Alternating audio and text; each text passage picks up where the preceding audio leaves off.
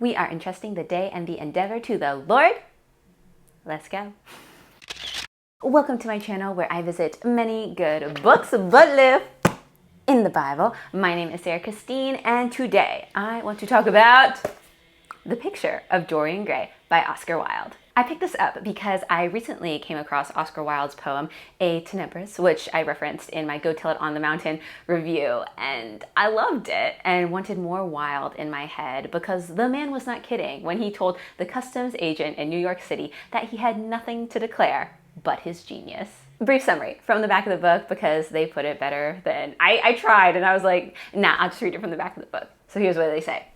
When society artist Basil Hallward introduces his handsome model, Dorian Gray, to Lord Henry Wotton,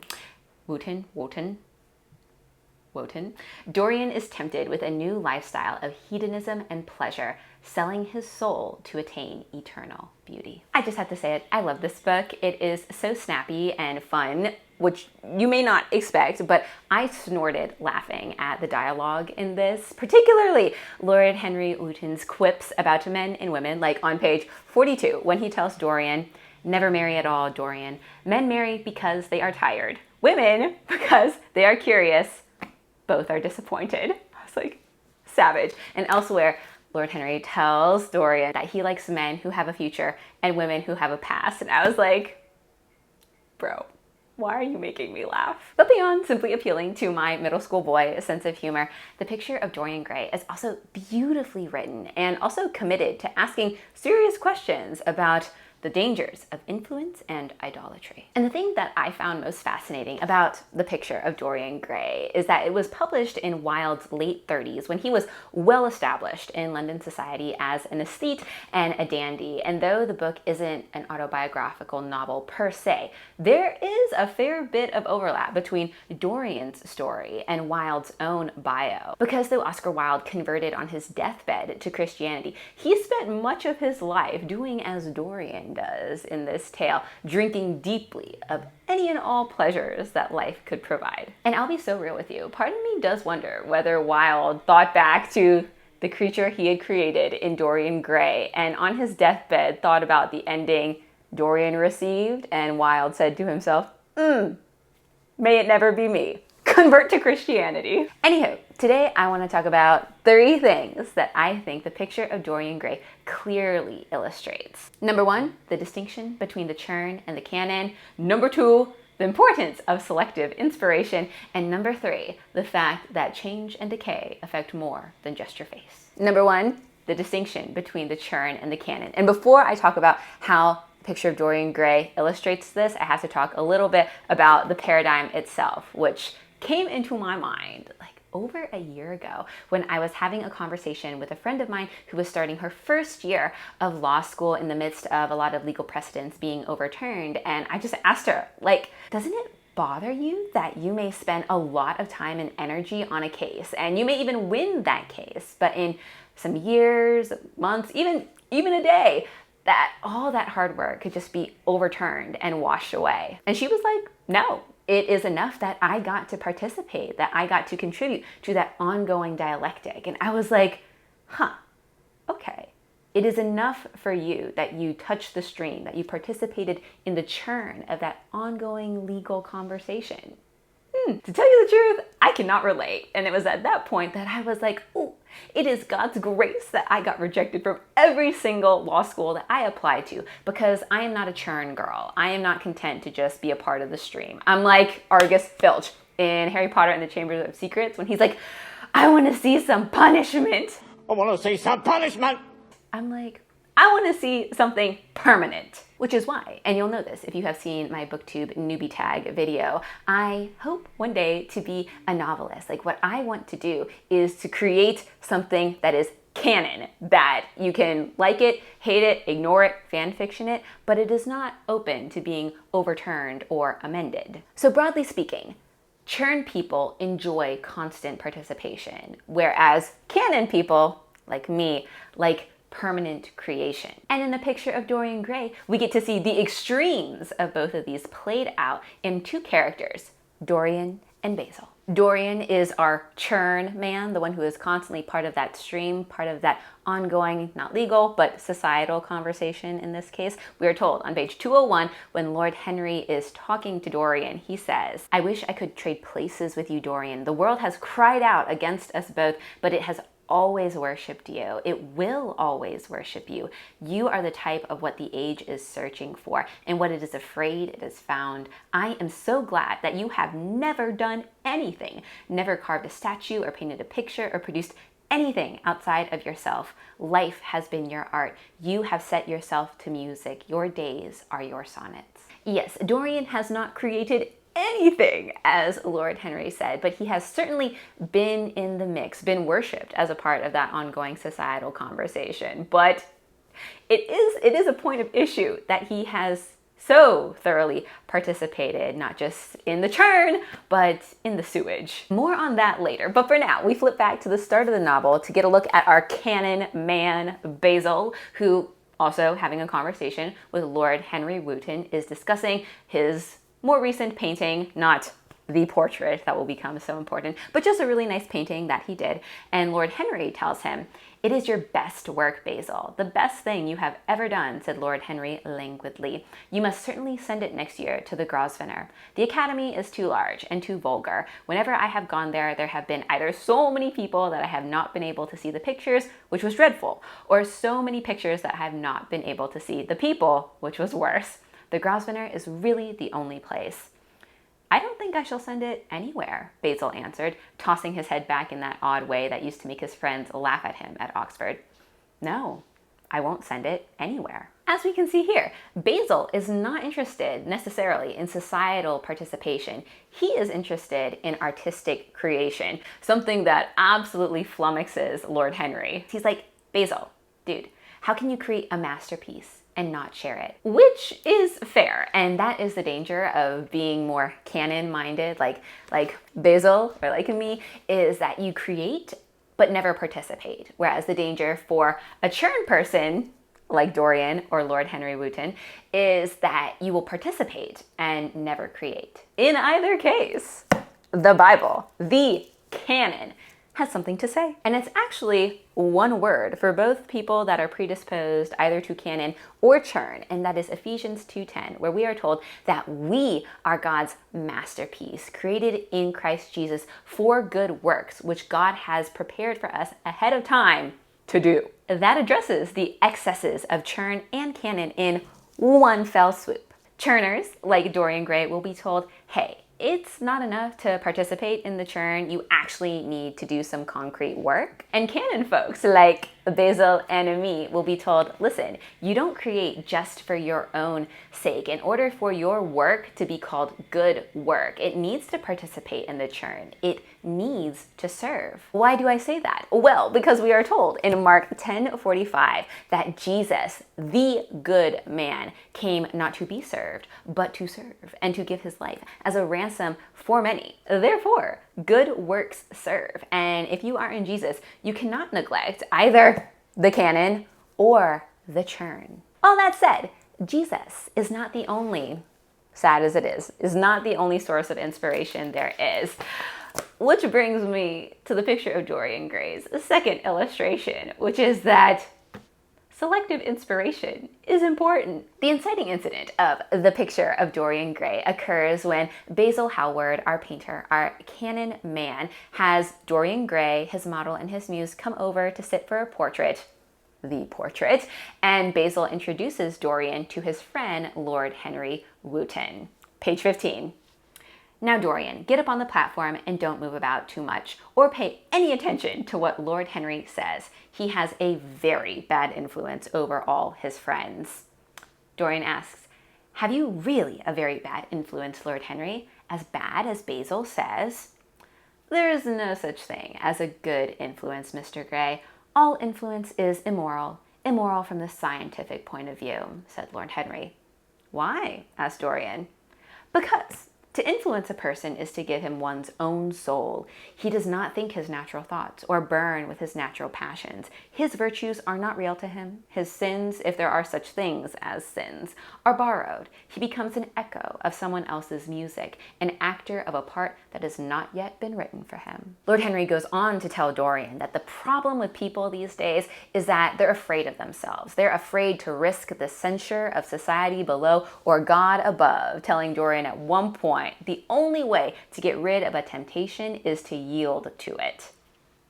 Bad advice. But Dorian is so struck by this, as if Lord Henry observes, by an arrow, and he quickly comes under Lord Henry's influence, a movement that is all the more cemented when Lord Henry gives Dorian a present, which is a book that Lord Henry himself read when he was around Dorian's age that had a profound influence on him. The book is described like this on page 114. The novel followed a young Parisian who spent his life trying to realize in the 19th century all the passions and modes of thought that belonged to every century except his own, and to sum up, as it were, in himself, the various moods through which the world spirit had ever passed, loving for their mere artificiality those renunciations that men have unwisely called virtue, as much as those natural rebellions that men still call sin. There were in it metaphors as monstrous as orchids and as subtle in color. The life of the senses was described in the terms of mystical philosophy. One hardly knew at times whether one was reading the spiritual ecstasies of some medieval saint or the morbid confessions of a modern sinner.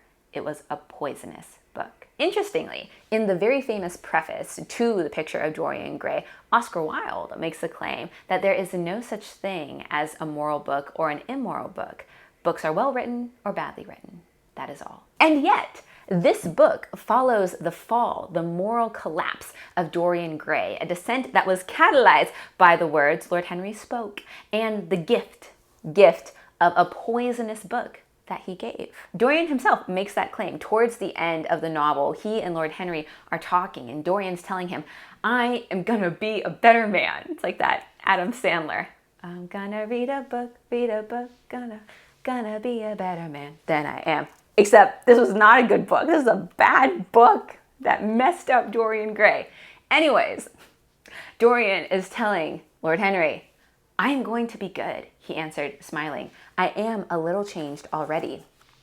You cannot change to me, Dorian, said Lord Henry. You and I will always be friends. Yet you poisoned me with a book once. I should not forgive that, Harry. Promise me that you will never lend that book to anyone. It does harm. Lord Henry disagrees, telling Dorian, poisoned by a book? There's no such thing.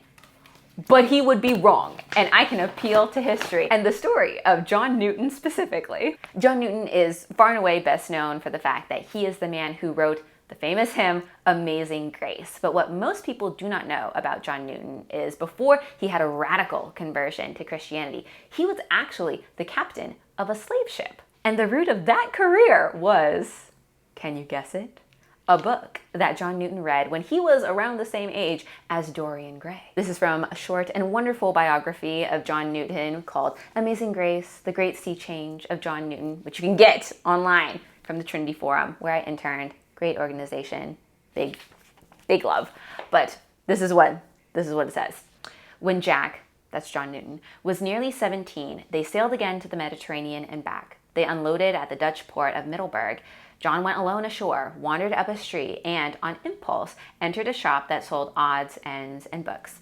His eye caught an English title, Characteristics by the 3rd Earl of Shaftesbury, the 17th century skeptic and ancestor of the famous Christian reformer, the 7th Earl. The heading of one of the treatises was intriguing, The Moralist, a philosophical rhapsody. John bought the book and was at once absorbed by this charming conversation piece, consuming it as they crossed the North Sea.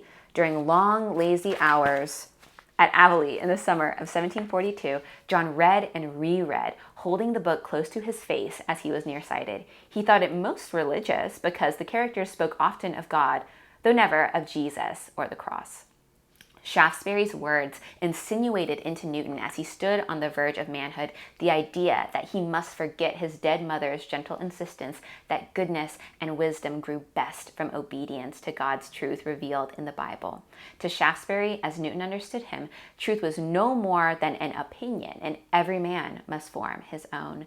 A truly moral man must put away childish dependence on sacred writ and cultivate virtue by following the dictates of his heart and mind wherever they led. Years later, when Newton, in more senses than one, had come home after his incredible adventures, he said that Shaftesbury's book had operated like a slow poison and had prepared the way for all that followed. All that to say, books and the ideas therein can certainly be immoral and pump poison into the soul, giving the devil a toehold that he will then make into a foothold that will then become a stronghold. Which is why, if you ask me, it is important to be selective. And I say this as a promiscuous reader and a faithful believer, but still, there are some things that I just will not read because I think it's really important to be, again, selective about the ideas you breathe. Because a bad influence, a poisonous inspiration, like Lord Henry, or the book about the Parisian, or Lord Shaftesbury and his characteristics, can be profoundly damaging. And if you're sitting there like, golly gosh, I have let some bad influences in and I am feeling the ill effects of a poisonous inspiration, be encouraged by the story of John Newton, because this man spent decades being poisoned and poisoning, and his sinking soul was saved by a fresh wind of the Holy Spirit and by amazing grace. The same cannot be said of Dorian Gray, which brings me to the third thing that A Picture of Dorian Gray illustrates, which is that change and decay affect more than just your face. A main plot point, if not the main plot point of The Picture of Dorian Gray, is the rash prayer, plea, Faustian bargain that Dorian makes early on after Basil finished painting that portrait of him, when Dorian, already in the grip of Lord Henry's influence, looks at it and exclaims how upsetting it is that that painting will never change and decay, while Dorian's own beauty will fade away. And this is what Dorian says. "How sad it is," murmured Dorian with his eyes still fixed upon his own portrait. "How sad it is. I shall grow old and horrible and dreadful, but this picture will remain always young. It will never be older than this particular day of June. If it were only the other way, if it were I who was to be always young and the picture that was to grow old, for that I would give everything. Yes, there is nothing in the whole world I would not give. I would give my soul for that." When I read that, I was like, C.S. Lewis, there is such a thing as getting more than you ask for, dear Dorian. And that does end up being the case, because he gets what he's asking for. His face, from that point on, does not change or decay, but all the things that he's doing, all the sewage intake, affects the portrait that Basil made. And pretty soon, that portrait starts to look pretty rank. On page 84, Dorian, having glimpsed a change after he basically indirectly kills a girl, realizes, but the picture, what was he to say to that? It held the secret of his life and told his story. It had taught him to love his own beauty. Would it teach him to loathe his own soul? Would he ever look at it again? As it happens, the man cannot stop looking at it. On page 87, Dorian, looking at the picture again, thinks to himself, here was a visible symbol of the degradation of sin. Here was an ever-present sign of the ruin men brought upon their souls. So yes, though Dorian's face is not changing, his soul, as the portrait clearly indicates, is starting to change and decay, is starting to rot from Dorian's sewage intake. And yet he doesn't change his ways. We flash forward 20 pages, and we're crossing years at this time, to page 116, and this is what we are told. The beauty that had so fascinated Basil Hallward and many others beside him seemed never to leave Dorian, even those who had heard the most evil things about him, and from time to time strange rumors about his mode of life crept through London and became the chatter of the clubs, could not believe anything to his dishonor when they saw him. He had always the look of one who had kept himself unspotted from the world. When I read that about how everyone, even those who are hearing rumors about the sewage that Dorian is in, is so enamored with him because how unspotted he appears, I was like, 1 Samuel 16:7, God says to the prophet Samuel, do not look on his outward appearance, for I have rejected him. See, man does not see as God sees because man looks on the outward appearance. Man looks on the outward appearance, but God looks on the heart. And Dorian's heart is like a fart. Like, just further on, page 117, this is Dorian to himself. Often on returning home from one of those mysterious and prolonged absences that gave rise to such strange conjecture among those who were his friends or thought that they were so, Dorian himself would creep upstairs to the locked room, open the door with the key that never left him now, and stand with a mirror in front of the portrait that Basil Hallward had painted of him, looking now at the evil and aging face on the canvas, and now at the fair young face that laughed back at him from the polished glass. The very sharpness of the contrast used to quicken his sense of pleasure. He grew more and more enamored of his own beauty, more and more interested in the corruption of his own soul. He would examine with minute care, and sometimes with a monstrous and terrible delight, the hideous lines that seared the wrinkling forehead or crawled around the heavy, sensual mouth, wondering sometimes which were the more horrible, the signs of sin or the signs of age. He would place his white hands beside the coarse, bloated hands of the picture and smile.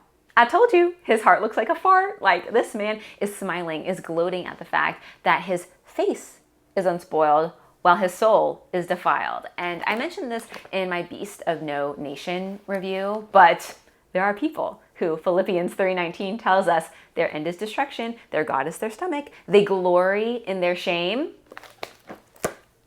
Dorian Gray is glorying in his shame, is glorying in the fact that he can intake as much sewage as he wants and his face remains unchanged. And Dorian Gray is making a critical mistake, and it's the same mistake that evil people throughout history have made, which is described in Ecclesiastes 8:11, where we are told that because the sentence against an evil deed is not carried out like right away, the hearts of men have been given to all forms of wickedness. It's like, oh, I got away with it. It's like, no, that is not what is happening. We are told in 2 Peter 3:9 that God is not slow as men are slow, but he is patient that all may come to repentance.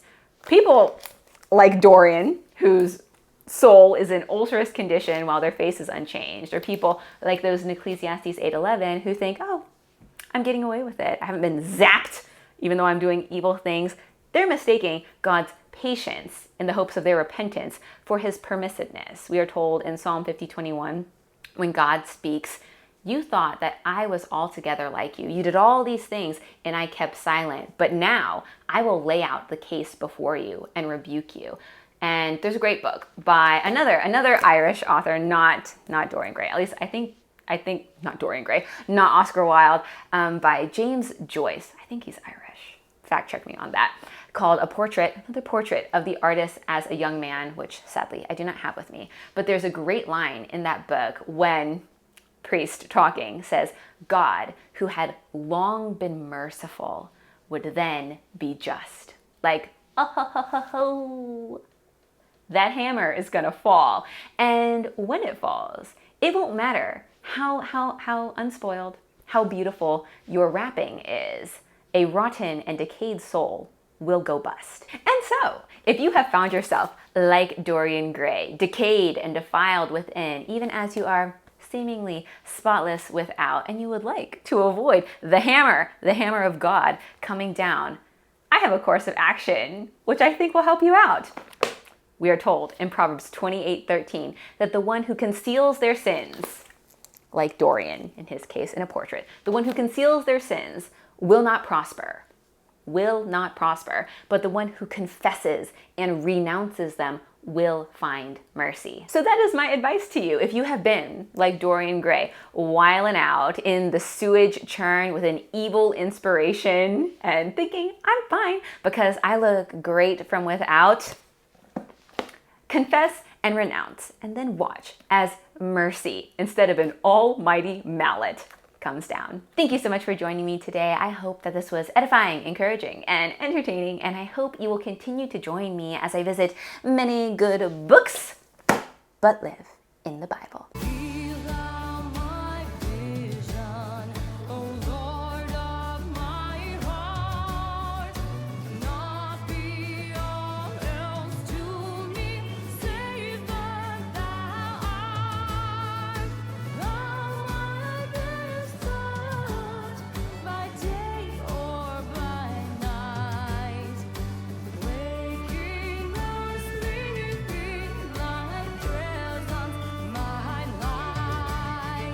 Ooh, ooh, I feel it in my low back.